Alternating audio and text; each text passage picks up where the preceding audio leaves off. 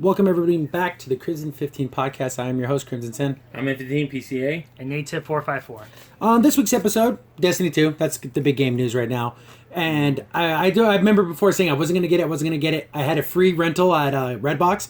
And for those who don't know what Redbox is, it's like a kiosk where you can rent DVDs and games. I think pretty much everyone knows, but just if you don't have it in your state or something, but that's what Redbox is. Yeah. And I got a free rental. I'll give it a shot. I played it. I tore through the game, so I beat it and everything.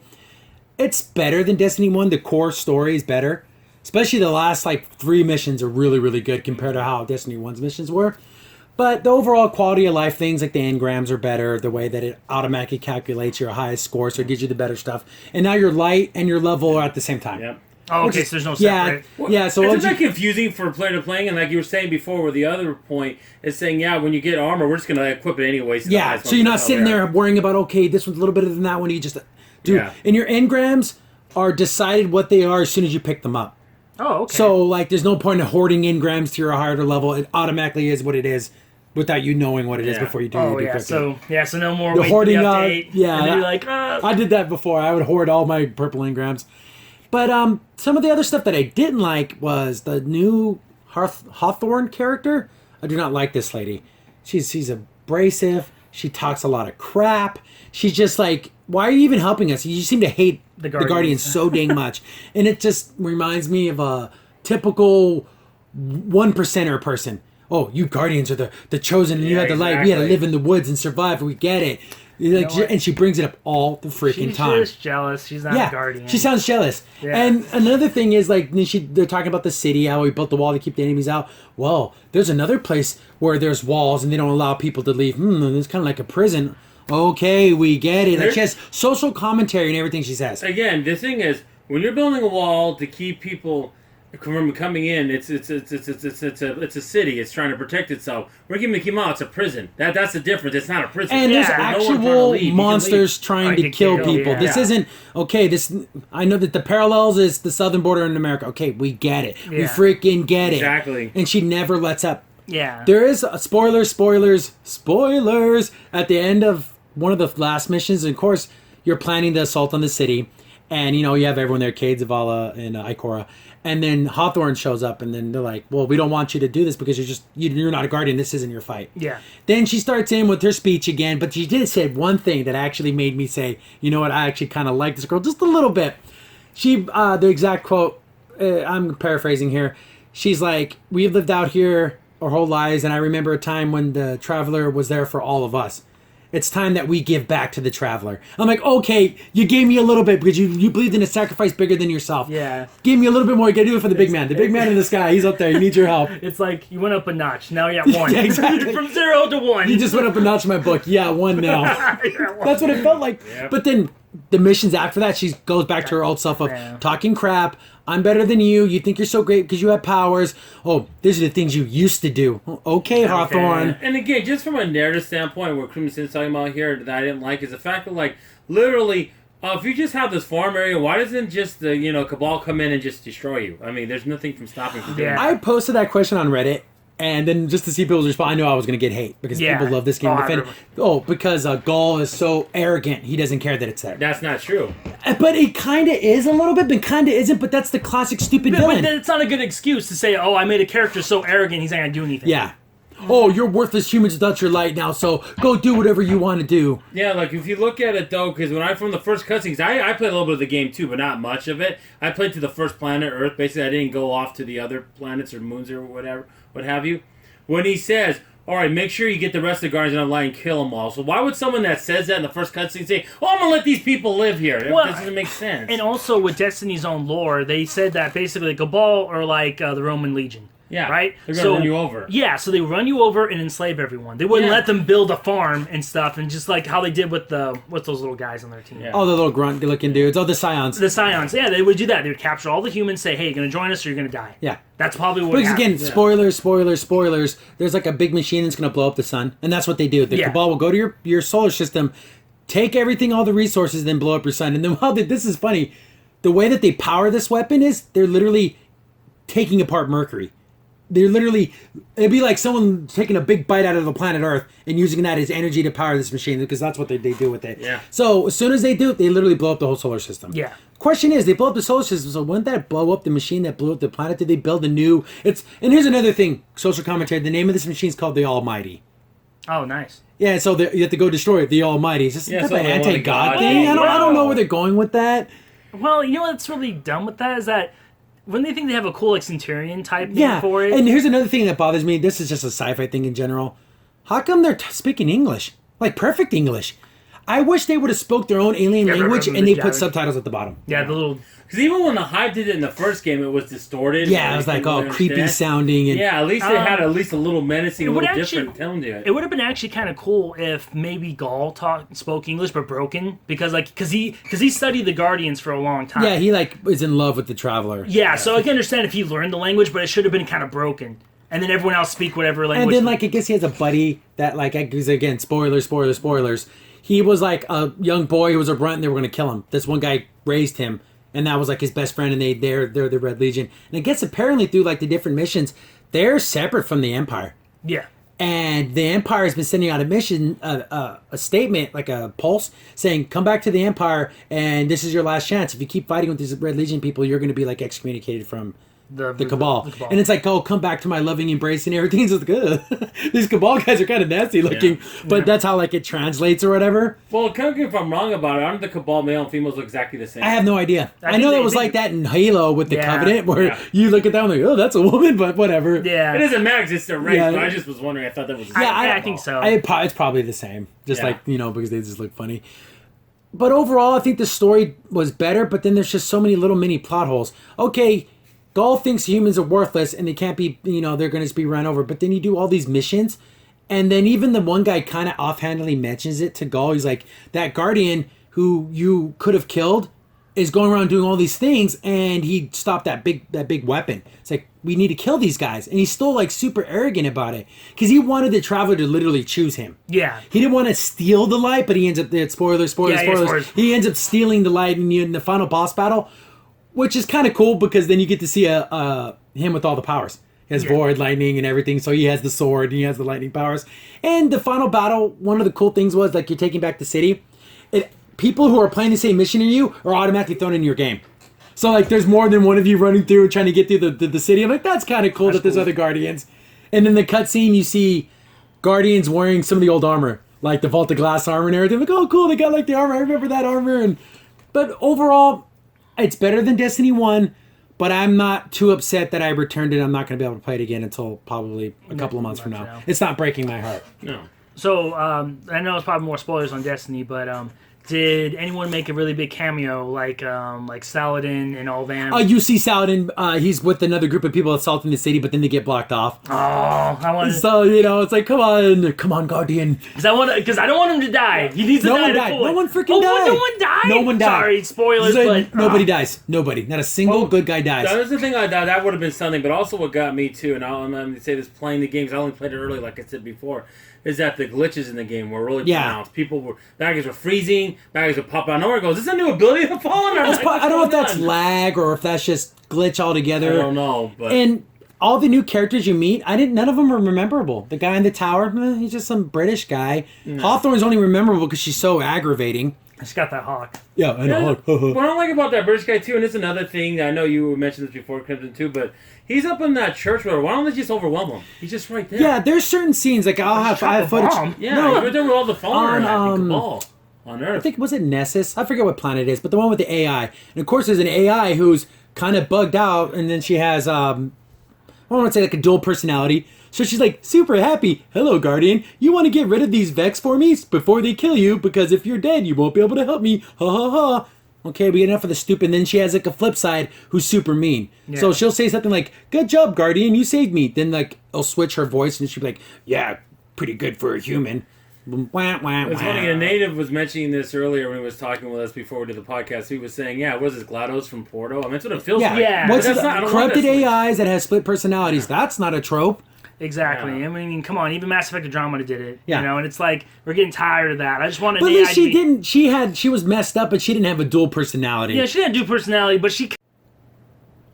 Yeah, with the split personalities. I mean, she kind of had like a secret hidden agenda because she talked to you and then she'd be like, "Oh, thank you so much. You take me along." And then Sam's like, "Don't do that." She's lying. She wants to kind of. Oh yeah, she lied about where she came from and what her functions were. Yes, exactly. So, but that's just another sci-fi trope, and Destiny uses the same sci-fi trope because Yeah. she's like a AI for like a big ship that crash landed. Yeah. And so it's just kind of lame. It's like this big autonomous machine she's part of, but you really don't know what it is, and it's kind And of it just shines there. like a cutesy voice, and they keep making Another thing I want to mention, I know we're kind of like going all over the place, but I just got done beating the game.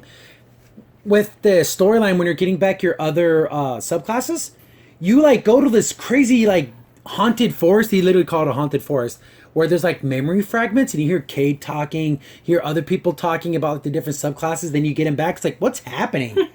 That's weird. And this is so stupid because even in the final fight, you're the only in the story. You're the only guardian with your light back. You didn't tell Cade or Zavala, "Hey, there's this thing in the forest that gave me its power. Maybe if you go back there, maybe it'll give you your power back." Like, why wouldn't I tell them that? No, this is my secret. It's only your mine. secret, man. I only got to keep. Yeah, screw you, Zavala. It's mine now. So it's like, it just doesn't make any sense story-wise. And again, this would help if your guardian could talk. Yeah. For some reason, he has no voice, and that really is a downer. That literally That's is my weird. least favorite thing about the game, because there's times where, like you should say something. I know this whole, "Oh, you're supposed to self-project." I played Mass Effect, all of them, and I self-projected onto my character, and he has a million lines of dialogue. Yeah. That is such a lazy, stupid excuse. You're a liar, you're a liar, you're a liar. If you're saying it's some self-projection. And the problem is, I remember watching Destiny 2, and before they're like, "Oh, we're gonna make your character so personal, and you're gonna be able to like really, attach to your character, and we want people not to have helmets on and just have the face." Well, if you're not gonna have them talk, what's the point? Especially in scenes where it's like super important. Like there's times where like Zavala's like really broken down.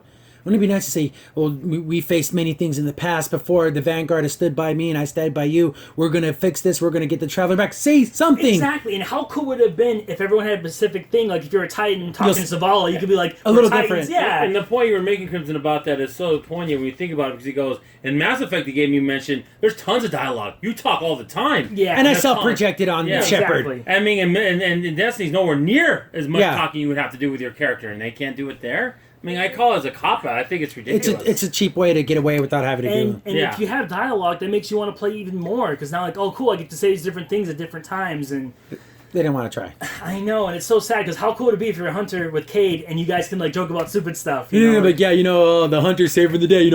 This kid can play off of you. Exactly. And like you brought this up in the past, you can pick between, you're the straight shooter soldier guy, you can be the jokey guy, or you can be like the sarcastic, angry guy. yeah, angry. Like give us different personalities and then record different lines of dialogue. There's not that much dialogue. Even in this game, there isn't like hours and hours of dialogue. And I do have to go back and say I said nobody died. Spoilers, spoilers, spoilers. I think the speaker's dead, but I don't know. Just like everything else, I didn't know Marvel Saul died in Destiny 1. Yeah. I thought she just passed out. Then, later on the dialogue, talk about the queen being dead. I'm like, whoa, she died? Destiny does this ambiguous stuff where you don't know when people die. You know what? That whole Queen thing, no one knows. Nobody. For the Is longest the time- brother dead? For the longest time, people said he was, but then I heard like a grimoire card he's that not. he's alive somewhere. Like he's looking for his sister, but it's like it's all so weird. And there's still tons of questions. We don't know where Varix is. We don't know where Eris Morn is. I haven't done all of the adventures, but the base story, they get mentioned, but you don't ever see them. Because they're like, oh, the Eris Morn we want to be, because again, you find stuff about the Hive, and like, oh, Eris hasn't been seen, so we don't know where she's at. Yeah. But overall, I wish one of the main characters would have died, because that would have brought so much more. If Hawthorne would have died protecting the Vanguard, that would have took that character. Oh. It would have took it from me hating that character to loving that character because of a heroic sacrifice. I love that. It would have been like the scene from Glory when Get the banner and run up there. Exactly, because like the whole movie hated it. Like I'm not doing this for this. I'm doing it so I can get free. And then he took that flag and he ran up there. Like You love him at the end. yes, he becomes like the super cool guy. But just in that case, and when this case too, with the Hawthorne, it would have been like, oh my goodness, I felt bad for not liking her now. Yeah. In a weird way, but you didn't know how the ending was going down. She really defended the city when it needed Yeah, it. in the end, even though she hated the city, she knew the Traveler is key to saving the world. Yeah, exactly. So that would have been a cool moment, but of course, And then they kind of went back on their word because, again, spoiler, spoiler, spoiler. I guess the tower, there's a tower at the end they can go to as a social space. I thought they said they weren't going to bring back the tower. I don't know if it's the tower, the exact one, because it's way bigger now. Oh, maybe it's 8. So it's because there is literally millions of towers that surround the whole city. But anyways, overall, It's better than the first game. But like I said, it's not breaking my heart that I don't get to play it anymore. Well, maybe the expansions will make Yeah. it better. But all the slowdown and like all the problems story-wise early on and narrative like plot holes, at the end it does make it better, but again it's like why did it take so long to get to that point? And we forgot to mention the thing that everyone's thinking, shaders. Oh, What was my the cool about goodness. shaders is I'm a collecting person. I love to collect things. So I get every shader, every emblem I get my hands on. My whole vault was filled with cloaks. Because and eventually I had to delete them in Destiny 1 because I ran out of room. But if they would have let me keep every cloak, I would have kept every single cloak. Oh, yeah. But in this game, the shaders, they are single-use consumable items. So you can shade like your boots, but then it uses it up. So because when I first got my shade for my first shader I got 5 of them. I'm like, whoa, why the hell they give me 5 of the same shader? Then I'm looking at it, I'm like, oh my god, it disappears after you use it. But since early in the game you're constantly swapping armors for better armors, you're not attached to anything yet. That's like end game stuff. Yeah. Like, but again, are you going to get multiple sets of the same armor in different color schemes?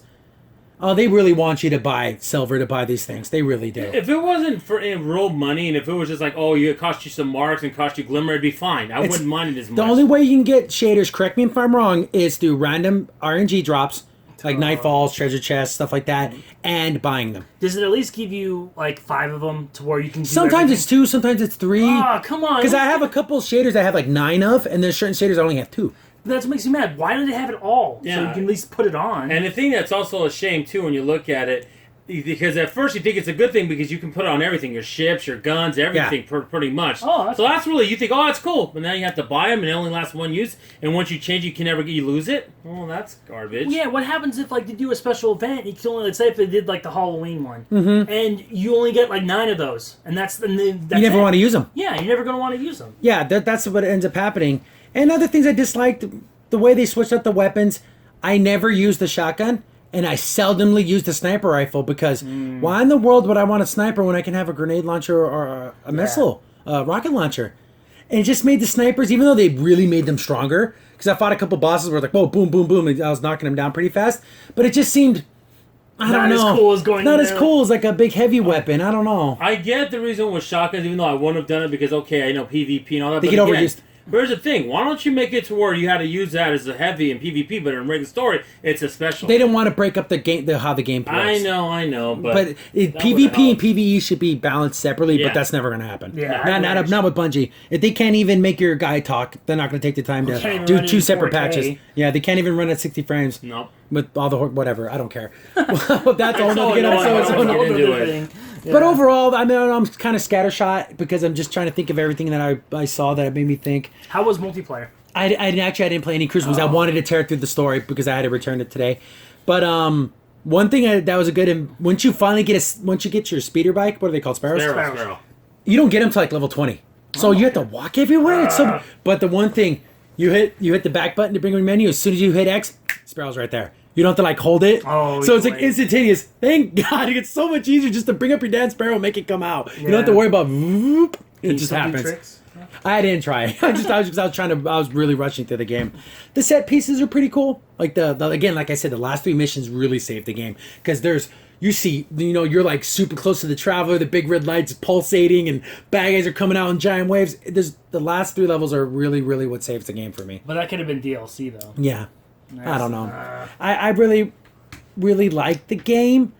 But if this was, someone told me, oh, this is a big expansion to Destiny 1, and it's just called Destiny, I don't know, something. 1.5. Yeah, and then it was $40. But no, it's a full, another $60 purchase. I don't know. But amazing. Maybe when we buy for cheaper with all the DLC, you'll maybe start Yeah. to see it to be different. But as of right now, I don't think it's worth the $60. If I had to give it a score, I'd say it's 7 out of 10. It's a good game. I have fun. But I wouldn't necessarily want to pay full price for it. And another thing they took away, again, the thing with the shaders, no one had a problem with it. No one Why had a do problem this? with shaders. No, none. That was one of the highlights. They of wanted last more game. functionality, not Yeah. weird less functionality. But it's always a Destiny. We'll give you something and take something away. Well, at the same Yeah, time. always. Always. They always do that. Like you said, well, we can do personal customization on every part. Well, then now you only have very So few. many of them. Yeah.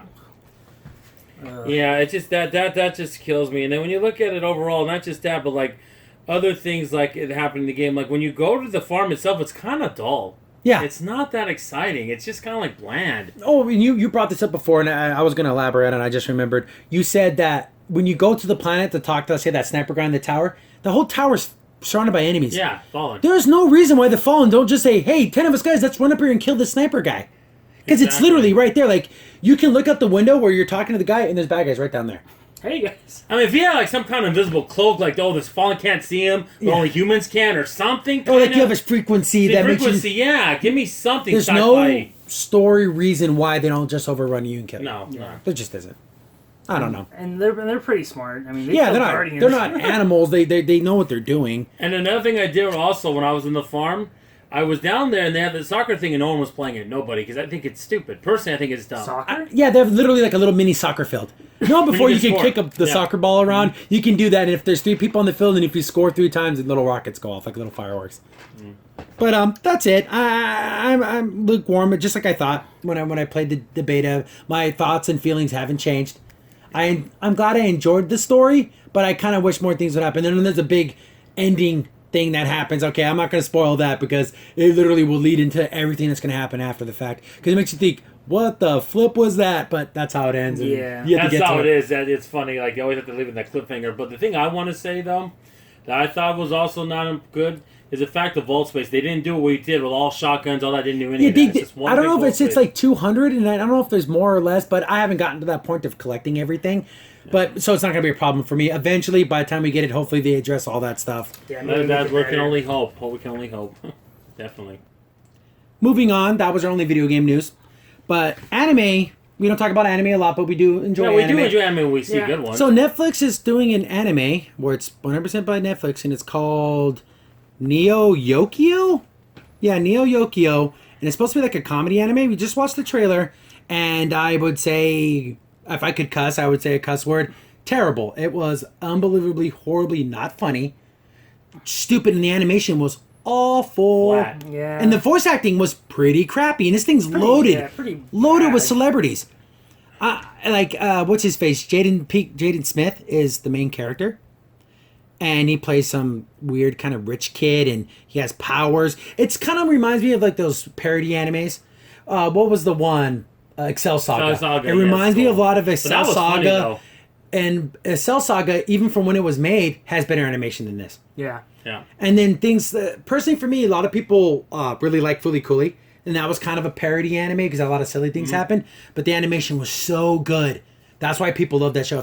If Fooly Cooly had animation like this, it would have been forgotten forever. I want to know in the commenters, can you guys comment on what the story of Fooly Cooly was? Because it's so odd and out there. It's good, but it's just out there. Paul just wants to iron out everyone's brains. Brains, how they can flatten the world. Everyone can have their brains flat. Yeah, that's funny. Yeah, watching this one, it was very cringy. Yeah, Jude Law's a character in this. It's just weird. They say, you know what? Instead of having good animation, we're going to just fill up on celebrity voice actors.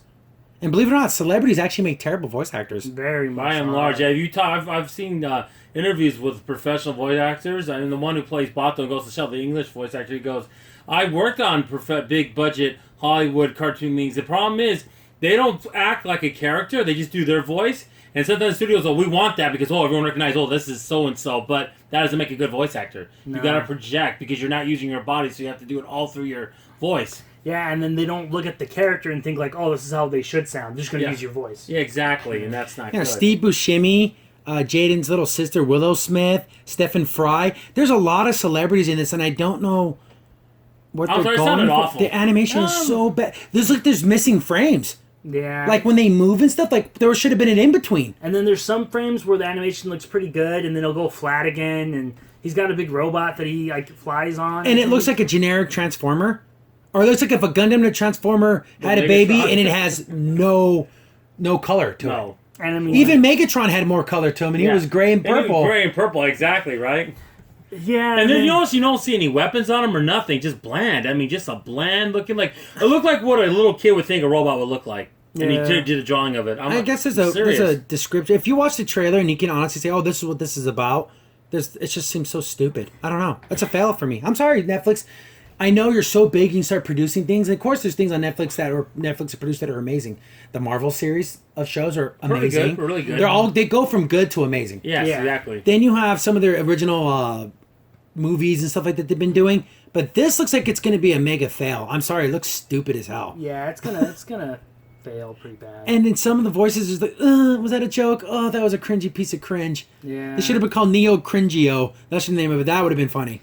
It's like people that made this, the people that made this, that think they know what anime is, Yeah. and they don't know what anime is. Yeah, That's what it no feels idea. like. Yeah, Doesn't it's feel weird. like. They watched Dragon Ball Z when they were kids, and then they vaguely knew of anime, and then they grew up and said, "Oh, I know what anime is all about," and they haven't watched it in 25 years because this is so far removed from what Oh, yeah. anime is now. Yeah. Definitely. So anyone out there want to watch this? I don't think so. No, I mean literally. I look at it. I know they're doing. I think I'm not too sure the exact number, but I think it's 11 more animations on Netflix. If this is like they're going to be the standard, I don't know Netflix if these are going to work. I just don't see it happening here, guys. Fix the animation. It's Yeah. kind of weird too. They went with a comedy for the first one. You think they went with some action? You know, something to be like, oh, okay, cool. We can kind of it's action. We don't have to have too much story. Get right into it. Well, see, they co-produced that Fate Apocrypha and all that stuff, so there is some of these, but this looks like it's a first original, just straight right up, Netflix. Yeah. and it looks bad. Sorry, it looks like they failed. I think what they should have did, and I know Adult Swim did this a few times, but they did it with Big O. Even though I don't think the very Big O very end season was 2 good. failed. Season 2 failed. I thought the first part was fine. Maybe what Netflix do if they want to get anime is take existing anime properties, existing ones, and do that and make new episode series of that. I think that would have been better than let's do our own thing from scratch. Well, they did with Saint Cena. I guess I don't know if that's a remake or a yeah. continuation. So Okay. they are doing that, kinda. But this first, just for originality, this looks like a bomb, Yeah, complete bomb. exactly. But it's supposed to be stupid and funny. That's a fine line when you run a show or anything. If you're writing a story and it's supposed to be terrible, it's still terrible. Even if you did it on purpose, it's still terrible. Yeah. Yeah, and it should also, even if it's terrible, the animation should still be good. Yes, and I know there's some fans out there, and people will say, also going to say, well, in older animes, you can see there's missing frames. I'm like, yeah, that is true. No excuse now. No excuse now. That was back then in the 80s. There's no excuse to that anymore in the 70s. You can't. These are big studios or bigger studios that have more money now. There's no reason Especially to do like that. Netflix. They have tons Yeah. of money. They looks like they spent all their money on the voice actors, Yeah. the celebrity voice actors. Because I bet you there's voice actors who do work who can do a better job than all these people combined, probably for less than all of them, for one of their actors. Tiffany Grant's Vic excellent. Montoya. Vic Montoya is excellent. Steve Bloom. They could have got those people for the fraction of the price and got 10 times the better voices. Oh, yeah. But anyways, that's gonna end that. We don't bring up anime often, but we saw this pop up and we just had to talk about it because it just looks awful. It looks bad. Moving on to movie news, we brought it up last time how Suicide Squad 2 can't find a director, so apparently they found one. And Gavin O'Connor, he's done a couple of things. They count him with Ben Affleck, so I'm assuming that relationship got him this thing. Probably. And that movie, I guess, was just received normally. He also did a 2011 movie, The Warrior, Tumbleweeds, Price and Glory, Jane Got a Gun, and I don't know any of those movies. Jane's got a gun. How when did they say that Starring one? Natalie Portman. It didn't say when. It just, Oh. And this is coming from comingsoon.net. But anyway, Suicide Squad 2 has its directed and written by the same guy. So Gavin O'Connor. So he signed his name on this. Yeah, this is even though it was universally hated, it made 745 million worldwide. It made all its money back. Yeah, but now people are not going to be tricked now. But you have the overseas audiences. Oh, that's true.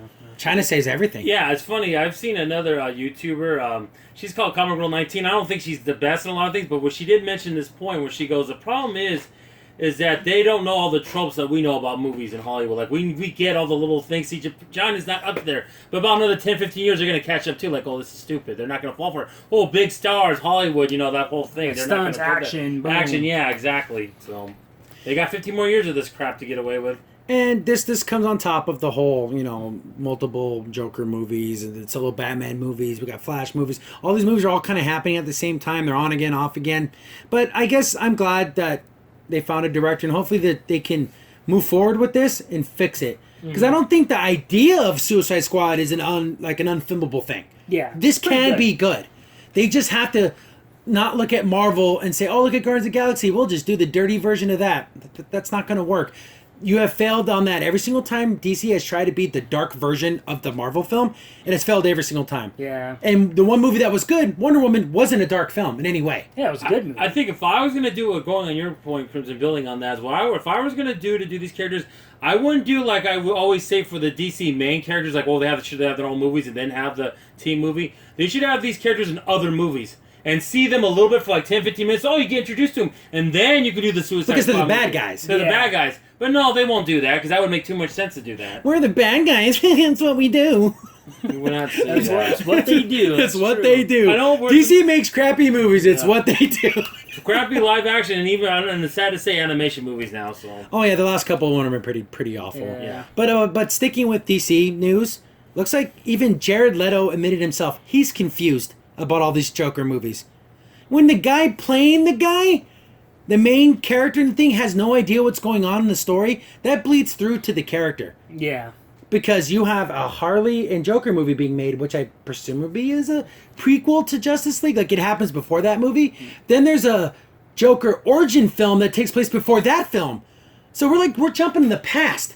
And then they're gonna, in the rumors, like DiCaprio is gonna do it. It's like, what is going on in DC where they're just like crazy, just saying everything about anything? yeah. And Leto himself doesn't know what's going on. And that's kind of scary because, I mean, not to bring the comparisons back to Marvel, but if you talk to any major Marvel actor that's in there, they know exactly what they're going to be doing. Maybe they can't say because of movies like rules and stuff, but, you know, Chris Evans can tell you, I'm going to be in this movie, that movie, this movie. How can the own actor not know what he's doing? And I guess sometimes, you know, things happen. Like what happened in the first Avenger movie. They want to film an extra scene, so that bring Chris Evans. So there's little things like that. But with DC, it's whole movies that are getting changed and having new directors and having things filmed. I have the actual quote here. This is coming from comingsoon.net. Leto said, "I'm a little confused too, but yeah, there's a couple of things happening in the DC world, and I love the Joker. He's a great character and really fun character to play. It's a big universe. When you play the Joker, there's no ownership there.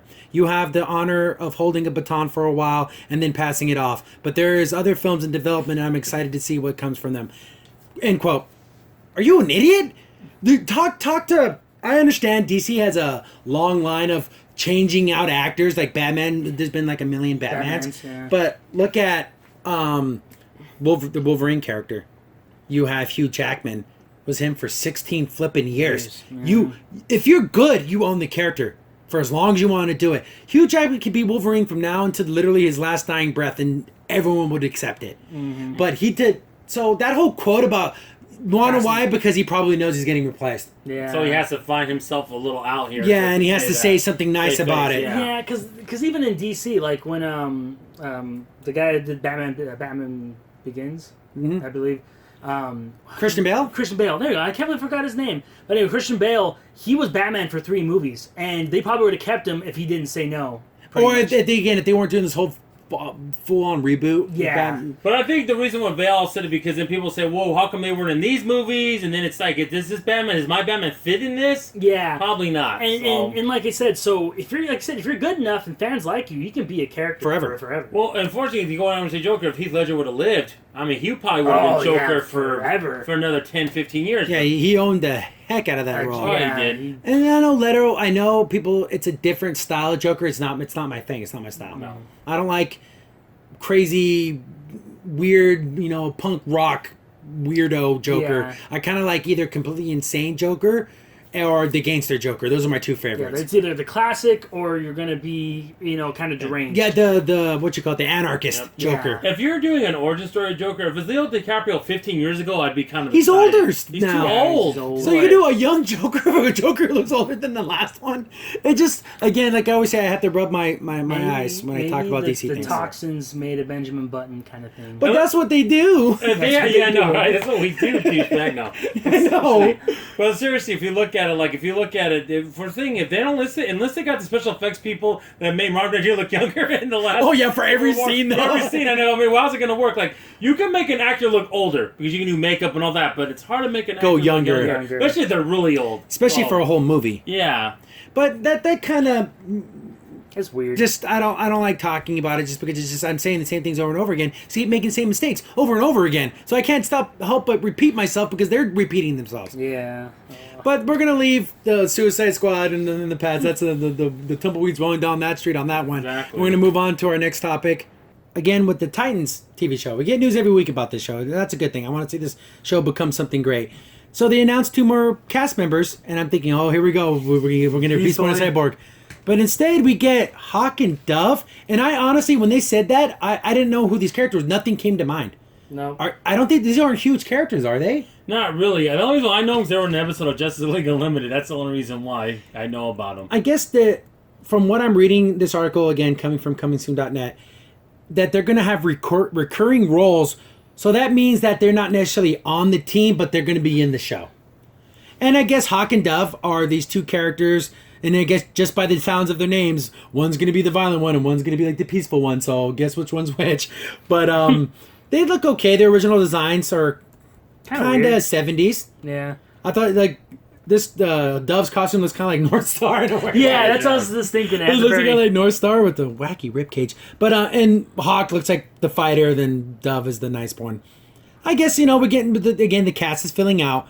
But this Teen Titans team better be more than just 3 characters. I know. And if they make these main characters like full-on characters, that would irritate me if you don't give me Beast Boy and Cyborg for some reason.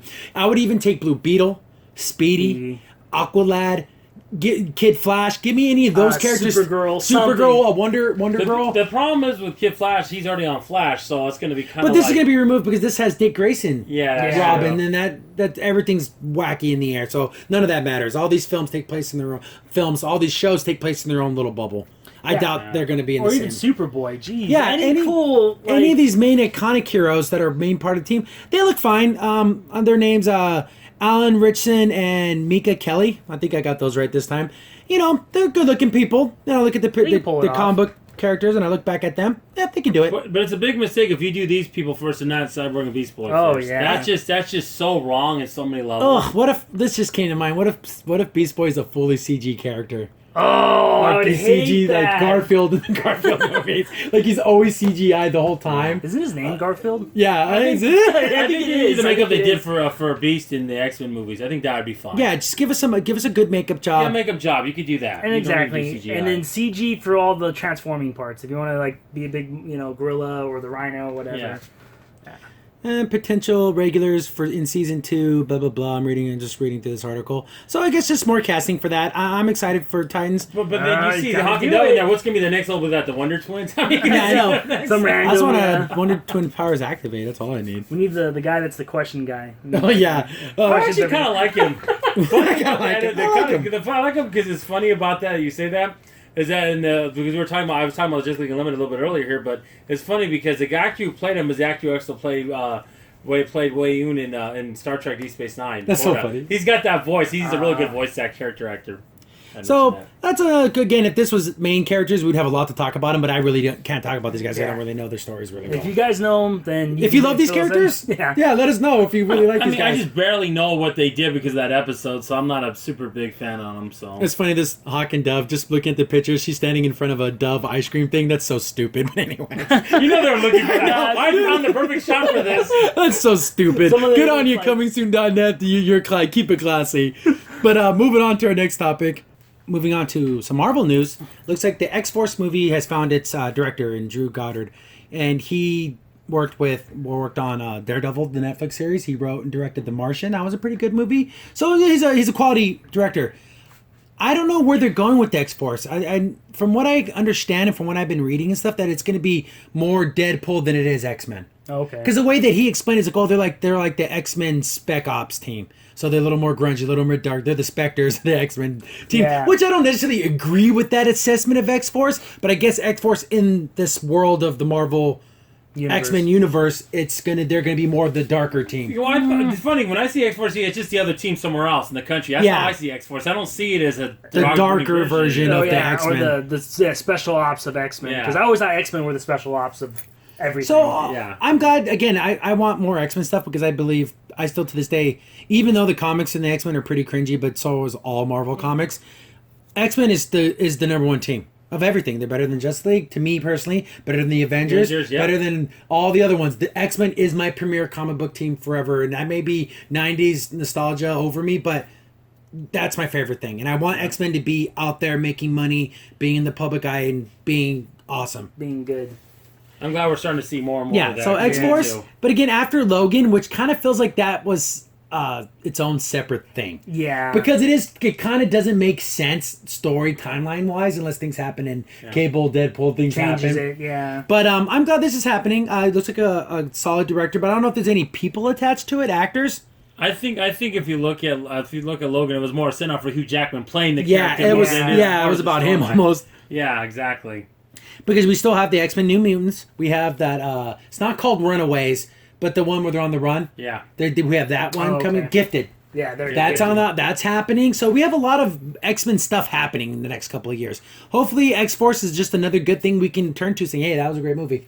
Well, I hope so, because we really do want multiple, like you said, multiple X-Men franchises doing good, or in that world where the mutants are in it. That would be. Wouldn't it be great. the coolest thing in the world? I would totally flip my lid if this X-Force movie has X-23 in it. They pulled her from through a thing to bring her back, and then make her about 16, 17 years old, but then you can have your Wolverine. See, that's kind of like a me and you thing with the X-23. Oh, she needs to come back in the past, be older though. Yeah, we got to do something. Something needs do to that happen. every time we bring it up. Something because her as a little kid, cool. she doesn't need to be on a team as a little kid. That's kind of I don't know, child abuse to put a Yeah. little kid, even though she's an amazing fighter and everything, she's still just a child. She needs to be a kid for a while before they start I exploiting mean, at her. the youngest, 15, 16. Yeah. At the youngest. But that'd be cool because, the X-Force team has changed over so many years. I remember it used to be guys like Strong Guy, Forge. Yes. Was Warpath on that Havoc, I team? think Havoc was on Was it, too. Havoc on that team? I think Havoc was. Yeah, but that's, again, the team that's the X-Force now, I think is some guy who looks like Grifter from what was that one series Image did? The guy with the red mask, but he's like a gun guy. You have Archangel, looks like Psylocke, Deadpool, but they all wear white and black. Yeah. Which is the motif, and you have Wolverine, but then there's Old Man Wolverine in the comics. It's so confusing. Yeah. But so hopefully, I have no idea when, where, and how this is going to take place. No. Does it take place after X3? Does it take place after Days of Future Past? Does it take place during the First Class series? I feel like I have no idea where this takes place. Who knows? All I know is it's in its own little. It's thing. X-Men, and I'm glad it's happening. Yeah, it's its own little world. Is it for now. is it going to be connected with Legion and all those other? See, we don't know. I don't know. That would be cool if it were. No, Legion can make anything happen, so let's bring X-23, have Legion do it. I'm going to make this happen, damn it. Somehow they're going to bring her. But yeah, Everything was just falling apart. He comes, I got it, guys. Yeah. He just changes everything. which is so funny that he could totally just do that, which is exactly. crazy, but he can. Which is world breaking, stuff. That's what makes him cool, though. And they did it so well. Oh yeah, they did. And then I forgot to even mention that Legion Season 2 is coming out, too. So yeah, there's a February, lot. yeah. There's a lot of cool things happening in the Mutant X-Men universe that deserves to be at the forefront. I know the Marvel TV series on Netflix are great. Man, Legion stands right there with Daredevil. Oh yeah, it does. No. It's that good. But the sad thing is it doesn't get the same It's on recognition. FX. Yeah, it never gets the same recognition. And it just- Well, because obviously because of certain content, they want to be. Oh yeah, it's definitely more rated R. Rated R, Definitely. that's why they do that. But And not rated R like how Punisher's rated R. It's rated R in the other way you movies get rated R. Just so you know. Yeah, It's a it's little out bit there. Yeah. and like you said, if you need to watch it, the people that have powers in are really out there. They're very out there powers, the mutant powers they have. It's not. But that's what makes mutants cool. Yeah. Because you can do all this crazy stuff. But anyways, I'm glad it's happening. Good luck to you, Goddard. Hopefully you put out a good product, and it's another great film you can add Yeah. to the collection of X-Men stuff. Exactly, and that looks like it's also good too because from what I'm seeing early on with the humans, it's not getting good reviews. So that's a little more disappointing on that. But we don't know until I see it. But that's Yeah, I definitely put my own Take on judgment that. on that one. Yeah. So moving on, we are back on the Star Wars show again. Yes, the Star Wars train. I think we might have talked about Star Wars in every single podcast. All think it is. 23 episodes. I think it's getting to that point. Yeah. So episode 9 has fired its director for a second time. That's literally disaster, right? That's There's been few scary. films that have fired directors and directors came in and fixed it. That has not happened in a long time. But funny, the only time I've seen it where it happens where the director dies and then the other one takes over, but not because they were fired. You want to know the only time I know for a fact that it turned out to be amazing? We have to go back a long time ago. Wizard of Oz, they fired their director, and the new director came in and he took that, and that's one of the greatest films ever made. Oh, it's a classic. And same thing with same director, same situation. He did Gone with the Wind.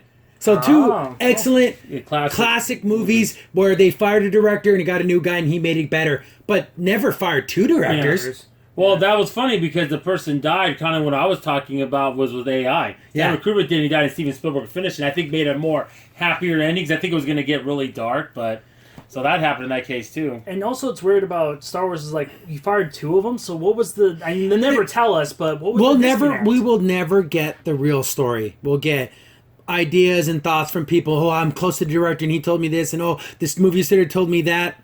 I'm pretty sure they pay him plenty of money, so this director's not going to talk. I guarantee it. Exactly. Colin Trevor were? He was the guy who was fired. And let me see the statement here. This is coming from slashfilm.com. The quote is, during the making of Jurassic World, he focused a great deal on creative energies and inserting his opinion, the executive explains. But because he had been personally hired by Spielberg, nobody could say you're fired. Once the film was through the roof, he chose to do Henry Trevor was unbearable. He had an egotistical point of view, and he was always asserting that. Ooh. Wow. But here's the thing, though. Like I've always bring this up, director vision is an important thing. Producers and stuff, and your vision doesn't matter. No. I'm saying you're the guy putting up the money, so you do have a say so. But your job is to get it out there, get it marketed, get it sold, find out what audiences want to see, should make the trailer. But you're making movie decisions, and you're like a producer person. Yeah. Sometimes, rarely I've seen it ever work where the producers like had a good vision or something. But as long as it's then not you would be a something director. crazy. Yeah, well, sometimes exactly. also we forget, like you were saying, that's a good point, but we also forget these are people. He might not like the guy. Like you said early on, he already had problems with this guy. Yeah. So maybe he didn't like it. This is Spielberg picked this guy. I didn't want this guy, so it's already that kind of tension. Yeah. So maybe it's a little bit more personal than we think. Yeah. Sometimes what it comes down to is just people. And that's funny too, because wouldn't that be funny if it all come down to I didn't like this guy, so I fired him. Yeah. And it's Yeah, like no drama whatsoever. Because Spielberg wanted him, I didn't want him, and there you go. He wasn't the guy I wanted. Because we've seen that a lot of times with TV shows, with movies where like a new CEO comes in, he's like, I don't want nothing to do with the old people. Yeah, I want a clean house. So I guess there's some more quotes coming here again from /film.com. There's one gatekeeper when it comes to Star Wars, and that's Kathleen Kennedy, says a veteran movie producer who has worked with the studio chief. See, they're not giving a name here because it's always, but then anyone could have said this. Anyways, back to the quote. If you rub Kathleen Kennedy the wrong way, in any way, you're out. You're done. A lot of these young new directors to come in and say, I want to do this, I want to do that. A lot of these guys, Lord and Miller, Colin Trevorrow, got very rich very fast and believed a lot of their own hype, and they don't want to play by the rules. They went to do explicitly deleted differently, and Kathleen Kennedy isn't going to explicitly deleted around with that. So those were cuss words in there. I'm not going to read them on here. So looks like Kathleen Kennedy, I know you're like a big thing at Star Wars. It's like you are a producer. Then you get in the director's chair and you freaking do it. Mm-hmm. I don't like the idea of producers making artistic choices.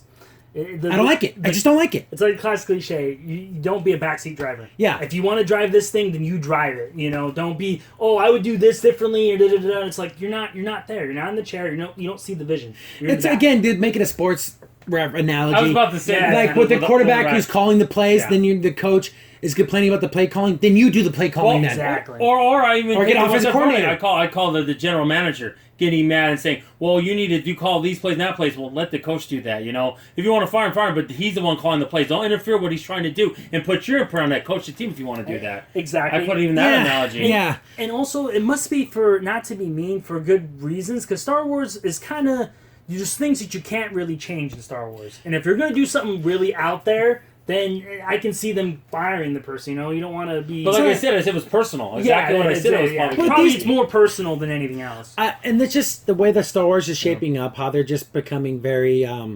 girl-centric, very social commentary about everything. Maybe these directors wanted a classic Star Wars tale, and they're like, no, you have to do X, Y, and Z because, you know, we want to push X, Y, and Z. That could be philosophy. It could be the opposite. We don't know. We'll never know the true story. The thing that's also a problem is the more and more trailers I'm seeing, the more and more I'm hearing stuff, I'm getting more and more worried. It's making me not want to see episodes. Let's watch Rebels. Let's watch Rebels. I know. Rebels is so much better. It's just making me like, I don't know, guys. I'm starting to get a little nuts about this. That's what makes it down sad. And out, basically. I look at the trailers, like I said, I'm not too excited, but then I see other Star Wars stuff, and it gets me so much more hyped. Yeah. I just hope this doesn't lay an egg. Especially the third one. That would be horrible. But I watched episodes 1, 2, and 3, and those were pretty awful. And I can't imagine these being any worse than those. So I'll probably still see them in theaters. It's just kind of, after all these years, and this is the kind of stuff we're getting, firing directors, replacing directors. Ron Howard had to jump in and save the Han Solo movie. It's just, what's going on? Well, the thing is, I'll say is Force Awakens was a good movie. It was a good hopefully movie. Maybe it keeps at that, or close to that level. It would be nice. And it's just weird, because in my mind, like, you would think someone gets hired to do the Star Wars film that you would be honored to do this. You love Star Wars. Yeah. That's why you want to do it, right? Exactly. Not to be like, I'm going to put my own spin on it. And da-da-da. So, like, again, Kathleen Kennedy, you direct the film then. Yeah, exactly. You're so smart. You know everything. You do it then. I don't know. I'm kind of making it out to her to be the bad guy, but I just don't like producers who are making artistic decisions for directors. When's the last time we heard about, producers and people and how he's just getting involved in series and keeping directors or firing them? That would be DC with Zack Snyder. Look how that turned out. Zack Snyder has ruined everything he's touched. Exactly. The only thing he did any good was 300, and that was he took And Watchmen. He took great stories and made okay movies. Yep. Yeah. So when you take okay stories, he makes terrible movies. Yeah. That's just how it works with that guy. So it didn't work there. I don't know if it's going to work now, but I'm getting more and more worried, like I said. I just don't know where they're going. Hopefully they find someone. Yeah. Just give it back again. You were saying this earlier. Just give it back to Abrams. Yeah, exactly. Abrams did a pretty good job. So give it back to him. Yeah, let him do it. And I think he's done. Or Simon Pegg. Exactly. He loves Star Wars too. Kevin Smith, my goodness. Oh, Kevin Smith would do it in a heartbeat. You would have a heart attack almost if he got a chance. Why not? At this point, you're firing everyone. Why not? I know. And here's the thing: is I also say too, guys. I think Abrams is also, even though some fans disagree, did an amazing job with the Star Trek movie. So why not let him do the last two Star Wars movies like he did? I don't see a problem. Yeah, he did. He has made competent, solid films. Are they amazing? Good? Was the Star Trek films as good as Wrath of Khan? No, but they were good, and I liked them, and I had a good time watching them. Yeah, and I just hope they don't hire someone to be a puppet. It's really Kathleen Kennedy directing the film. They're just sitting in the chair, just saying everything she's saying. Yeah, exactly. And I'm the gatekeeper of Star Wars. Oh, shut up! I don't care who you are. I hate that crap. Are you the keymaster too? Yeah, who's the key? Yeah, I know, right? Gozer and Corforo. Everything's Zol, Yeah, Zol. The gatekeeper. The gatekeeper. Who's the keymaster? Yeah, we don't want a puppet guy. I know maybe a lot of people don't watch sports now, but it's like Jason Garrett and Jerry Jones. If you know what I'm talking about, you know about sports. Yeah, it's that. Keep chewing that gum and clapping. Yeah, I know, right? Exactly. But that's it for Star Wars. I'm hoping something comes up next week for Star Wars so we can talk about Star Wars again. Star Wars. Hopefully. But we gotta leave Star Wars in the past. Star Wars is gonna be on the Xbox, the new Atari box. Yeah, I know it's gonna be Atari box of Star Wars. Hey. Yeah, no. But leaving that behind, moving on to our next topic, moving on to TV news. This is just something I saw pop up right now, and it just because I vaguely remember it. And 15 PCA probably knows way more about this than I do. But the Greatest American Hero was an old 70s. I would say it might be early 80s. I was super little when I watched it. So. And it was a TV show about you'll do the breakdown, but basically it's getting a reboot, but with a female lead.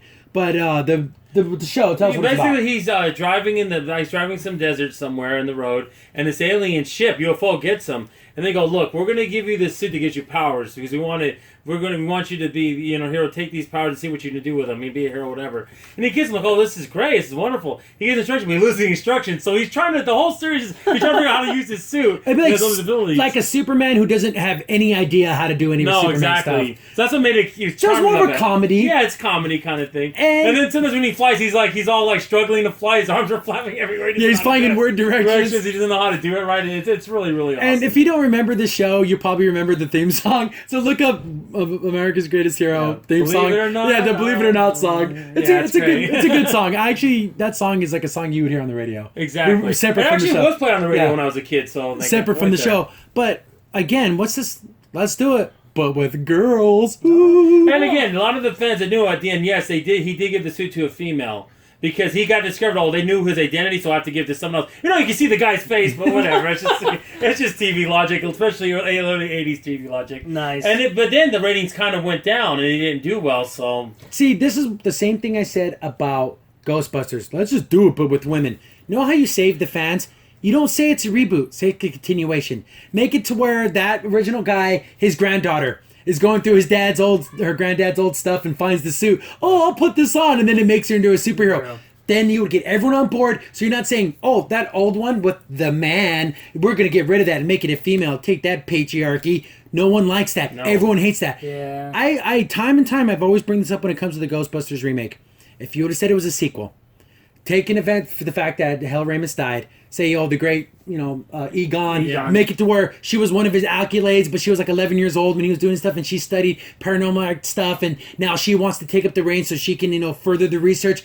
The fans would have loved it. They would have loved the heck out of that movie, but you had to stomp on the past and get rid of it because it had icky men in it. Well, it would have been perfect too because you can even have it where some scientists don't believe in Egon's theories. So he's his crackpot theories, but she's like, no, I can prove it. Exactly, and then do it not necessarily to prove he was great, but to prove that his theories were sound. Yeah, make it to where she went to one of his talks when she was a little girl and it inspired her. I think that would have been amazing. I really agree. Yeah, that would literally the same exact movie, just changed the premise. And then I even had another one that was a little slightly different. Make it where they're a franchise. guys, and everyone's from Chicago. Make it Chicago, and then the people in New York will be there and go, well, they keep messing up, so they send one of the original Ghostbusters to go down there and see what's going on. Yeah, try to fix the problem. Try to fix the problem. Like, do something like that where it's tied to the original series. Do not crap on the original. But that's the problem with these movies. They try to make them like where they're better. They're better than the original, and I never liked that idea. Like, you should be maybe not better, but you should be just as good. You know? See, but we're in this world where if an actor can quit Hellboy because the original source character was Asian, then how in the heck, as a community of moviegoers, we can accept making a woman into that used to be a man?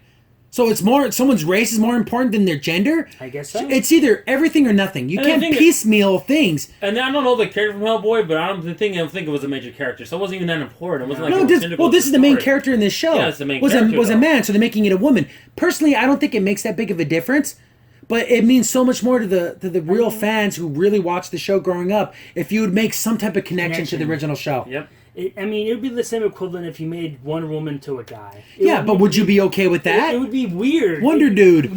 Yeah. Same costume. I love it. Amazon men. Amazon Dude. I just funny people were actually playing on that because there were people wearing the crappy the suit from Overwatch. You know what I'm talking about? The one that's the blue and she's kind of like the sniper. Widowmaker. Widowmaker. But they were wearing it, but there was males wearing it. It was so funny because it's such a crappy suit. They're saying, is it okay now? No, of course not, because it's a guy wearing it. This stupid Hollywood double standard, like we talked about the whole Lord of the Flies, doing it with women. It's just, okay, let's stop taking old ideas, but we're going to do it with girls. Well, salacious women. Those weird women. We don't know how they do things. The problem is that I think it's for the shock value of like, look, it's a woman. In your face, look what we're doing. But it doesn't do. I mean, we're over that now. The problem is exactly right. It's playing to something that's not even there anymore. But the problem is that this show's not about that. There's nothing. They're doing it to shows that were nothing about that. Nothing at all to do with commentary or that. It's supposed to be a fun, silly show. Yeah, like you've seen the show. Was he very man-oriented? Was he? He was kind of a doofus. He's a doofus. He's an idiot. But that's what made But he had a good though. heart. He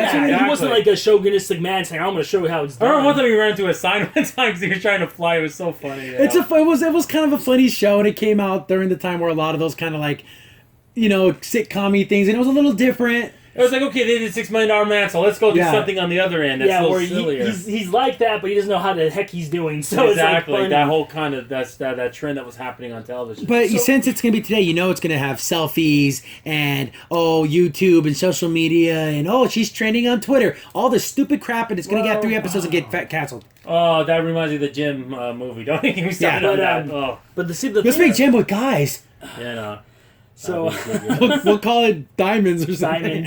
Diamonds in the rough. No, but I hope in this remake though they make her kind of clumsy like the character, like the original character. But that's the thing though, you can't show a female fail at anything. But can you do that though? I don't know if you can do that, Nathan. That would be funny. That would be interesting. Yeah. But I think she might just be good at everything, and whatever her little failings are, it's because people don't believe in her, and I don't know.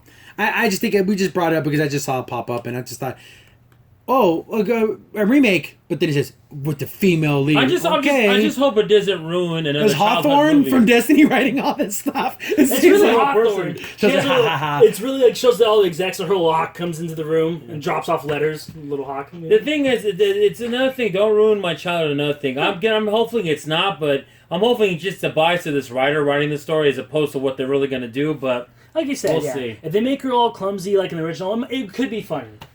But I don't know if they're going to do that, though. Yeah, it's always up in the air with that. So we're going to move on to other TV news. We're moving on to Gotham, which I think has been pretty good. It's not Daredevil good for TV show, but for Fox Batman story, it's a pretty cool story. I like it. And they showed off a new trailer, and finally, Bruce Wayne's starting to become the Dark Knight, starting to become Batman Year One, and that's really cool. I like it. I thought it was a great trailer.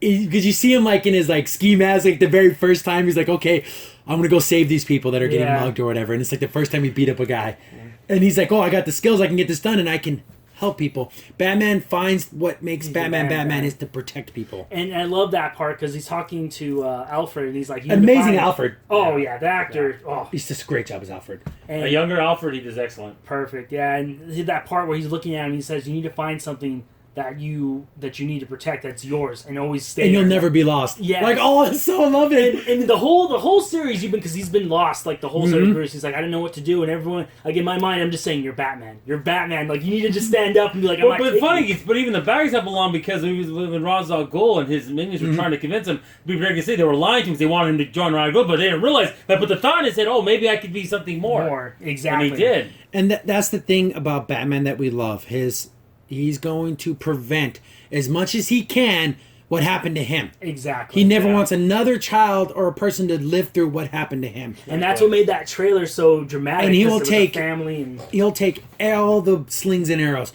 He'll take all the for people who will never know him, who probably hate him. But he's Batman and he's the defender of Gotham City. Ain't nobody gonna take the city from me. That's mine. exactly. It's a dark night. This is my city, son. I can take care of this. And that's why I like that part where it's the Joker and Bruce, they're fighting, and then I love that part where he looks at him and he's like, I'm not the Joker. I'm not gonna kill you. I'm not gonna go into your level. And I love that. And that's what makes Batman. Yeah, exactly. And you're seeing the characters, the villains, be developed. See what happens, DC, when you actually take time to develop characters and get them going. Now you're starting to see Riddler be the Riddler more. You're seeing the Joker become the Joker. You're seeing Penguin is the Penguin. You're seeing all these characters. Poison Ivy. And Scarecrow legitimately looks scary. Yeah, that is a scary freaking costume. Yes, he looks very freaky. So I'm looking forward to the next season. It looks great. And you see him, first he has a ski mask, and then he starts to build like the cowl, a little bit of the Batman cowl, like, oh, I love it. I love it. I love that he's starting to become, because you see him jump down from like a building, then the muggers are there, and you just hear a bunch of fighting, and then the muggers are knocked out. It's like, Batman! And it's funny, because early on in Gotham, because I've seen all the seasons, it kind of goes from like up and down, but it's been just going up. Oh, yeah. It's been a little bit of a roller coaster, then it's starting to creep up to like, whoa, this is starting to rise above. Okay, is it going to get canceled? Is it going to get canceled to like, I can't wait for the next episode. Oh, yeah, definitely. And the costumes look so great. Like they do a good job for a TV show. Like the Riddler's costume is spot on. Like you couldn't think of a better Riddler Besides, costume. like once in a while, because they have Miss Freeze in there with the special effects, you don't have to spend a lot of special effects. Yeah. Because it's Batman. His bad guys are more about the psyche of like, maybe Batman and how he's thinking of things. Like if you could look at it that way, of the different aspects of like maybe Bruce Wayne that he's fighting. Like you can look at this whole analytical side of it. There's a lot of the Joker and Bruce Wayne, but he turns it from anarchy and destruction to protection and guards. It's still a little bit, because what kind of man puts on a mask and goes and fights people at night? A crazy person, but thank goodness he's on our side. Exactly. And then same with the Joker, who puts on makeup as a clown and goes crazy because it's the same thing. Because he's crazy. They're just different kind of crazies, and he puts his crazy in a good direction. Because you have so many solid shows on CW that I think this might be the biggest one of all, and it's not even a CW show. Nope, it's Fox. And again, it's another one completely removed, but I don't mind that. I'm glad it's its own thing. It doesn't need to have Arrow or Flash showing up or anything like that. No. It's its own thing, and I think it does a great job. Yeah, I can't wait. They don't spend money on a lot of special effects, and therefore they can spend money on these elaborate costumes and sets, and it feels the only thing that bothered me about Gotham is how they aged up Poison Ivy. Yeah, that was silly. It's like they just made her because again, Poison Ivy's supposed to be kind of this sultry, kind of has a sex appeal, and then she was kind of like a kid, so they just made her older. Like, I like okay, how whatever. Selena Kyle's growing up, but she doesn't get to grow up. Like, why can't they just grow up together? It's that'd have been cool because that's like a team, Yeah, exactly. So I'm looking forward to that, and we have some. Again, I would say, not sad news, but the early reviews for Orville have been pretty bad. Yeah. Our Orville trailer reaction, and just talking about it in general, has been our most popular video. And the early reviewers are out, and all of them have been pretty much all negative. Oh, yeah, but definitely. From what I've looked at, because I don't want to read people's reviews before I see it personally. Yeah. It's because I don't want what they're saying to influence me, so I just kind of skimmed the keywords. And from what I can tell, is what we talked about this last time, is that they were expecting a comedy. Yeah, and it's not. It's a straight up, it's a legit sci-fi show, so they're waiting for the jokes, and the jokes weren't coming. Here's the thing: is I was going to say, when the first trailer came out, he did himself a disservice. They made it look like it was going to be a comedy, but McFarlane cleared that up in interviews. And he did, but no one sees those. No one saw them. No one reads those because it's. And the problem is, you say Seth MacFarlane, you're thinking Family Guy, and people came into this and they're like, "Where's that?"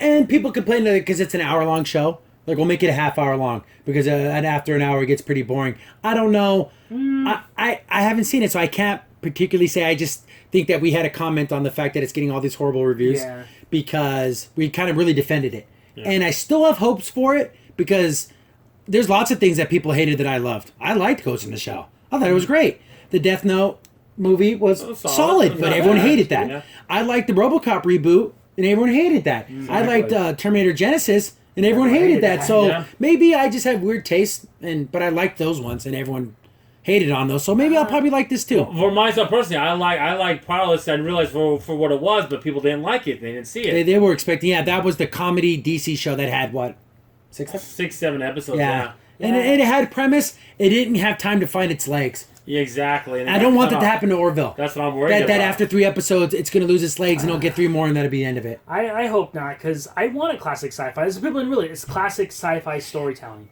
Because I guess people have seen 2 episodes, the reviewers, and like, after seeing these 2 episodes, it just seems, whatever the monster of the week, where they get a mission, they go to the planet, they try to solve the mission, something happens, then they finish and they leave. people not But watch that's Star Star Trek. Trek? Have you never watched Next Star Generation? Station, yeah. That's like every episode of Next Generation. Yeah, that's every sci-fi story from the beginning. I'm sorry that someone else wants to tell a story about a ship exploring and going around and trying to do good in the universe. I'm sorry that you don't want to see that. It's trying to be too many different things. Well, it's trying to be a better Star Trek. Yeah. It really is. It's trying to be what Star Trek used to be, and there's nothing wrong with that. And I'm thinking the people who watched this saw the trailers and didn't read any of the interviews. Not saying that, you have required reading before watching this. I just think people came in with a different expectation. But again, Next Generation had a pretty shaky first, Oh, yeah. 10, 12 episodes? The first half of the first season was pretty bad because I remember reading stories on it because Gene Roddenberry didn't want a comic doll, but which I think I agree with, but to the point where people acted unnatural.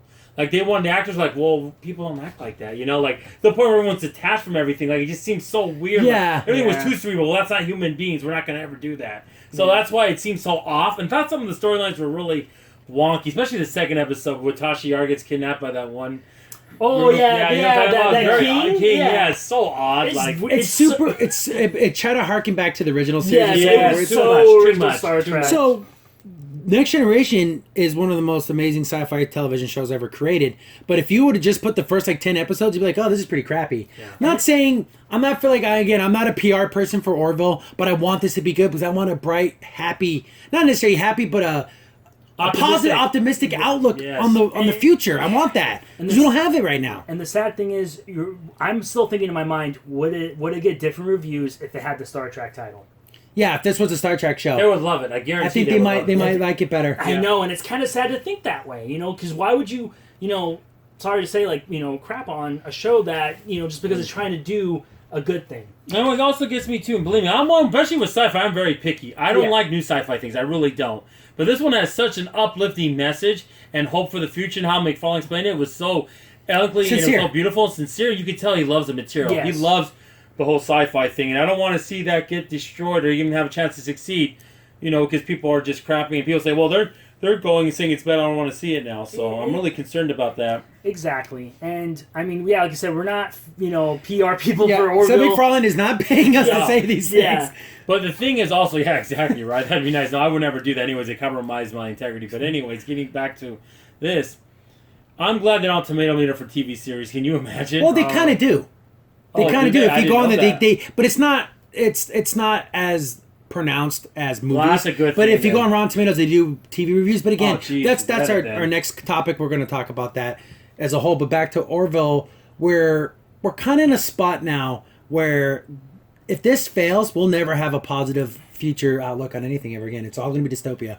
Because that's all everyone wants. Yeah, and I don't like that, guys. I like a hopeful message of the future. I do. You can still, and the funny thing is, it's not hopeful all the way around. There are other nations that are violent. There are other nations that might even have, a dictator type of leader. But this shows, but humanity is evolved past that. Yes. We've gone through that. Hopefully, it's the first couple of episodes, and as they're making new ones, they start to correct those problems. Maybe it just rubbed people the wrong way, and hopefully it finds its legs and becomes something good. I would love for it to be amazing and great, but I just want a good, solid show to watch. I love the makeup, too, of the aliens. Look amazing. They look so real and authentic. They did a good job. And also, and like you guys were saying, most with sci-fi shows, sometimes the first 2 episodes can be a little hard to get down. Once you get into the world and start getting into the characters, then you start loving the show. Because we're dealing with aliens and other races, that even the actors have to get used to that love. Okay, I'm playing an alien. I got to get used to that. For all intents and purposes, Star Trek Enterprise didn't get good to the Xindi. Exactly. It was just all the way up to that part. Then it got good at that part. Yeah. But it was already so foregone. Yeah, minus the last episode, which was terrible. Yeah, but just the whole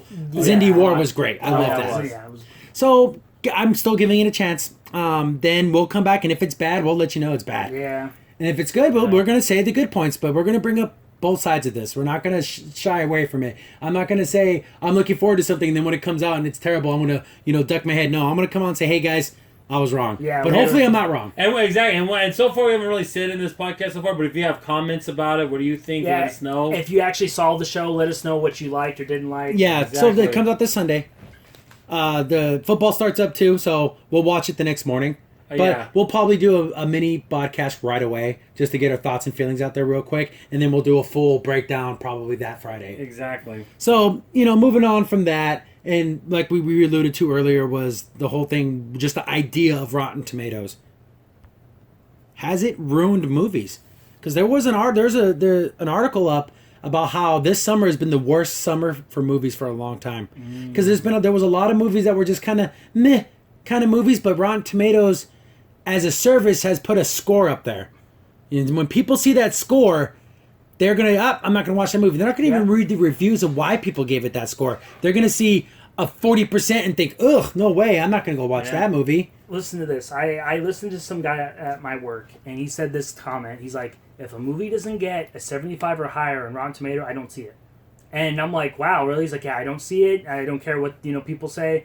And I'm like thinking, like, that's really harsh. Like, a movie may not get good reviews, but it still might be a good movie. Yeah, exactly. Or at least try to go see it. I think Rotten Tomatoes' original premise was good, but when it got so big and people started depending and relying to the point where, like, oh, it's a fun thing to see what critics say, to like, oh, this is the end all be all of what this movie's gonna be like. It's one of those things. But this cat's out of the bag. This horse has ran out the barn. There's nothing they can do. No. To the point to where are people gonna? Hey, big critic guy, I know there's always been under the table things, say this movie's good, review embargoes, all those kinds of things to try to save your movie. But I just think it's unfair. I don't want to say it's not unfair. I don't know how I want to word this. It just seems kind of crappy that someone just scrolling through a website, oh, look at that, bad review score, next movie, they don't even know, they don't give it a shot. And I think things like, it's like if you look like at Ghost in the Shell was killed by that kind of stuff, and that was a good movie that deserves. And Otakus and Weebus killed it too. And then so all the freaking people on Rotten Tomatoes just submitting these horrible reviews, and the thing is, not all reviews are equal. You might do yours on a percentage of a 1 to 100. I might do mine on a 1 to 5 scale. So I can say 3 out of 5. So what does that equal to you? A 70? A 50? See, the metrics of it all are kind of wonky. Because everyone has their own rating system. Yeah. There's no universal. Some people use popcorn kernels. Some people use thumbs up. Thumbs up. What does that mean? You got one thumb up. Or 50? or something gets a thumbs down. You have to understand what kind of movie you're making too. If I'm gonna go see like Ghost in the Shell, well, I'm not expecting Saving Private Ryan. It shouldn't be. I'm not saying all movies need to be graded differently, but you have to understand what you're getting into. And then the problem is, if they try to meld with it, might just make it worse. What if they start saying, okay, forget these critics, they start propping up these YouTube people and start giving them money, and they get big enough to do reviews and people listen to them, so that way their movie can get good reviews, and so people go see that movie. See, I'm kind of afraid of that too. I'm just kind of irked that because I'm big on artistic vision, and certain directors and writers, they have a vision, and maybe a lot of the normal masses don't get the vision. So the normal masses aren't going to even give it a chance if they see that 40% score, that 50% score. It's really going to change the movie industry as it is. It's on every ad. If you look at a movie, certified fresh, 97% on the tomato, it's part of the advertising now. Yeah, before, You used to say 2 thumbs up from Roger Ebert and Siskel, but now that it's not the thing anymore, you're saying Rotten Tomatoes. And it's funny when I talk to people about Rotten Tomatoes, because they crap all over it when their movie gets bad, but if their movie gets good, they're loving it. Yeah. Any DC fanboy, Rotten Tomatoes is the worst thing in the world. Wonder Woman comes out. Oh, Rotten Tomatoes is the greatest thing in the world. It's like, no, I don't like Rotten Tomatoes, good or bad. I don't like it. Yeah, it's... Because certain movies that are bad, it just have to have that mass appeal. Yeah. Movies is an art form. Not everyone's going to get the same kind of art. Well, and for people to relate to what Rotten Tomatoes, how big it is, isn't that also the same thing with Metacritic and video games? Yeah. Yeah. It's basically the same thing. And the thing about that is people bonuses. And that's what's going to start happening too Yeah. with movies. Ugh, that's Those are awful. tied in. If they don't get good percentage overall, they don't get their bonuses. Yeah. And that's taking money out of people's, pockets. Yeah, those are creators not making money. And the sad thing is too is that could you imagine if Rotten Tomatoes was made back then? There's a lot of. It's so funny. There's just so many, or just social media in general. If a Twitter hashtag trends, It can destroy a movie. Oh, yeah. A TV show, an actor. And when that guy even brought it up before, we're talking about that China is going to probably keep it afloat a while, the movie industry. Because they're seeing all these movies, and they don't, their money, I mean, Rotten Tomatoes is nothing to them. They don't have the equivalent. Well, I was just looking at a thing, Despicable Me 3's almost at $1 billion. Yep. Worldwide. $1 billion. Wow, that's crazy. And I'm not saying Despicable, I haven't seen that movie. I think they're kind of funny, the animated movies. But is that really worthy of $1 billion? I mean, Yeah. But again, it's what it makes money. yeah, So makes money. So what can I say? So I'm up and down on this. I don't know where I stand on this. It sounds like I'm contradicting myself a lot because I am.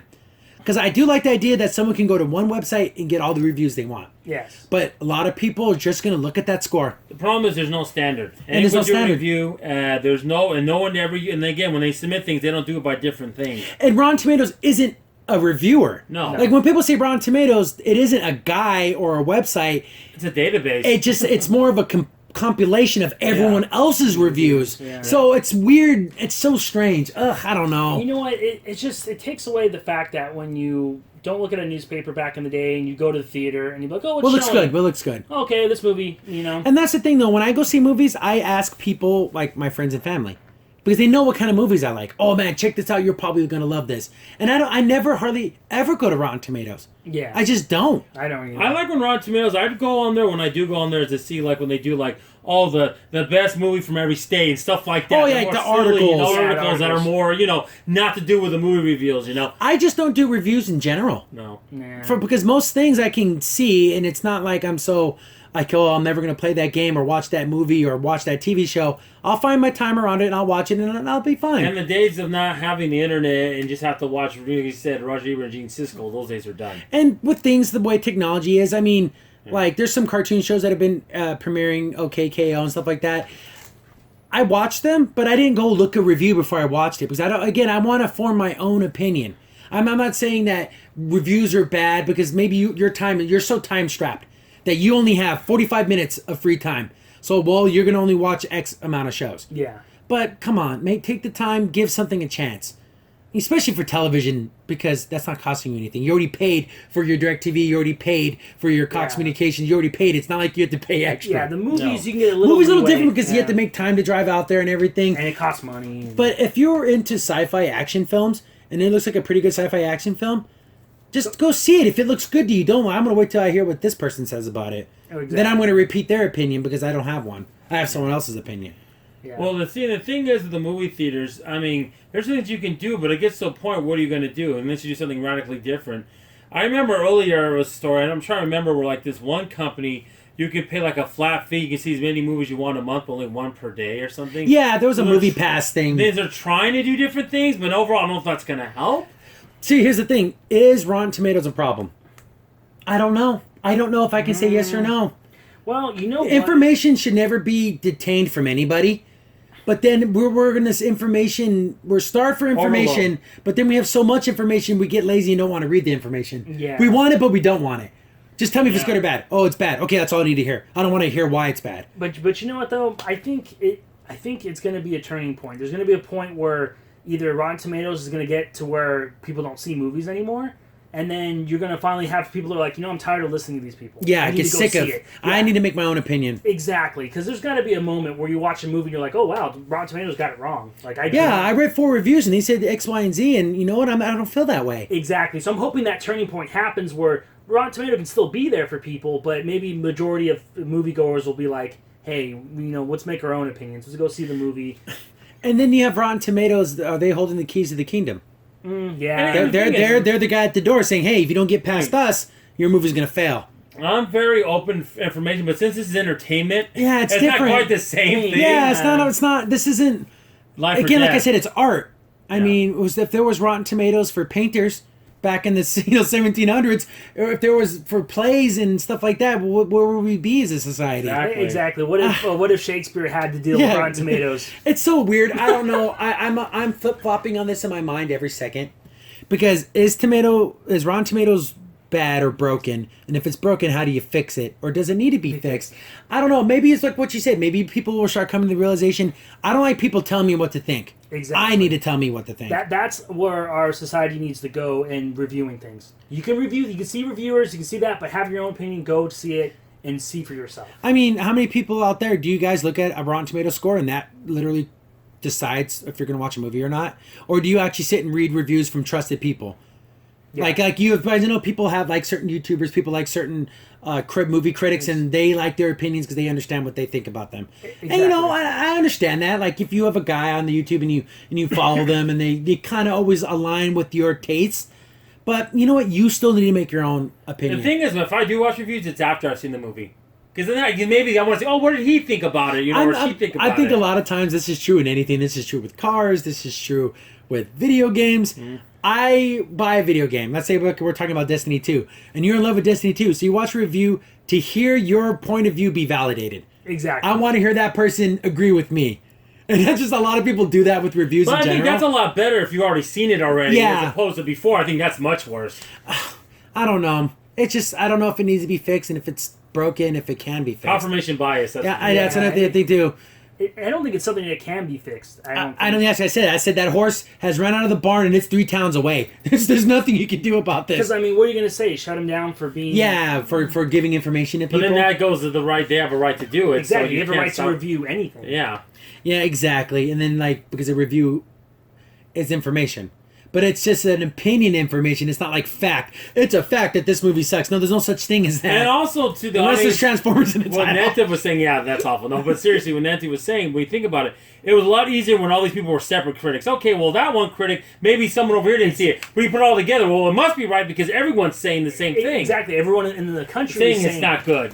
And, you that know, makes it much more potent. I brought this up with video games. Again, I like racing games. I like realistic simulation racing games. So I love Forza, I love Gran Turismo, I love Project Cars. But if I gave that game to someone who only plays platforms and puzzle games, of course their review is going to be terrible because it wasn't made for them. So you get these reviewers who watch some of these kind of more sci-fi action films and they just don't get it. Yeah, and because they don't like those kinds of films. They like romantic comedies, for example. They like seeing Broadway plays. They're totally opposite. Yeah, so it's just weird. They need to differentiate which critic is. Oh, I'm a critic, but I like these the most. Maybe they need to start differentiating that. Maybe that it's so weird, but Rotten Tomatoes doesn't do any of that. They just put everything together. They don't want to do the homework. It's a lot of work. Yeah. Because I remember back in the day, Rotten Tomatoes would get reviews from websites and places that didn't even know who the heck this guy is, but he gets added to that score. Yeah. And then I don't know, Rotten Tomatoes. I know they have a trusted reviews thing, but I don't know. And they have like a fans review thing, so it can kind of differ, but really no one looks at the fan reviews. But some people, when people quote that can be someone just logging in a million times and just to kill something. Yeah. Or to make it great or make it bad. Yeah. So it's just the whole thing. It can be ridiculous. Like it just gets to a point. Like I said, what do you do? I mean, there's no win situation here. Yeah, there's no win. There's again, suppressing information I don't think is the answer. But also information overload is a real thing. Yeah. It's too much.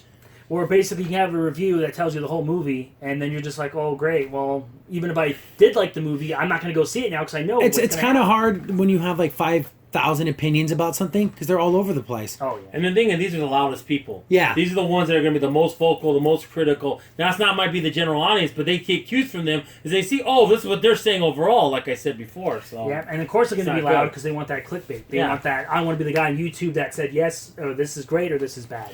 So, I don't know. Again, I digress. I move forward and backwards. I feel like I have what I really think, and then I think back, oh, no, maybe that's wrong. So, Rotten Tomatoes, it's here to stay. It's not going anywhere. Mm-hmm. And I guess we just had something we have to live with. But try to be an individual. Don't go to a review thing. And if you know you're going to, again, like with Ghost in the Shell.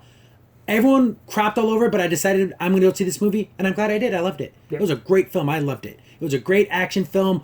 It wasn't like Terminator 2, but it was right there with Blade Runner, if you ask me. Oh, it's Blade Runner. It's right there. Blade Runner and RoboCop. It should be right in there, and it should be like especially RoboCop. Yeah. So there you go. Just, I don't know, try to be an individual as much as you can. I know money is a resource, and so you can't go see every movie. But, I don't know, don't let a number decide everything. If you're liking to go see something, you should go see it. Don't let anyone take you down saying... Or make you feel bad for going to say. If you loved Suicide Squad, and you want to see part 2, I didn't like it. I didn't like the concept. I didn't like anything about it. But don't let, because I said something about it, keep you from something that you were going to enjoy. Exactly. So, you know what? It is what it is. Yeah. That's the whole issue right there. Just go if you enjoy it, and then, it's a movie that you're kind of hyped a little bit. Go see it. If it's a game you're kind of hyped about. Go play it. Don't let anyone else kind of block you from doing what you. I know it's not. That's a little antithetical to what we're doing. Yeah. Trying to do about things, but we're just giving you our opinions. Yeah, exactly. Yes, but again, like any person who's a good. Again, because we kind of analyze things. I mean, we give the reviews because that's what people want to hear a score. But we're just giving you our side of it, and we always explain why we're giving things the way we do. And we don't. And believe me, we never add our score to any Rotten Tomatoes. We don't do any of that. Yeah, but I don't try to go out there and try to affect anything. No. I just let you guys know how I feel about something. Exactly. I don't want to try to make it like, oh, I'm part of the main thing now. No, it's not about that. No. It's just about being a nerd. And exactly. and just talking about things that we like. That's what it's really about. Yeah. Yes, exactly. And that's why we do this. Is not to because- get the glory or anything. Or to bring a movie down or prop a movie up. It's just to talk about things that we enjoy because it's a hobby. Movies are a hobby. Anime is a hobby. Video games a hobby. And we talk about the stuff we like to think about. I know we're getting kind of philosophical on this, but things are getting destroyed by Rotten Tomatoes. And is that a good thing or a bad thing, or is it just a thing? I think it's just a thing. It's a thing that we have to weather the storm. Kind of see what happens. It's part of making movies. Yeah. And again, the thing is also too is like literally the standard is so thin, and all it is either fresh or it's run. There is no kind of in between. They have like a metrics. They if you click on it, it explains how it works. But people aren't gonna really do no that. one's gonna take the time to, No. like I said, people look at the score and nothing else. They see tomato to see the splat, And they don't see the nothing one between. word Yeah. snippet. Yep. And I don't think that's good. It really isn't. So that's probably going to wrap it up. I don't have anything else for this week.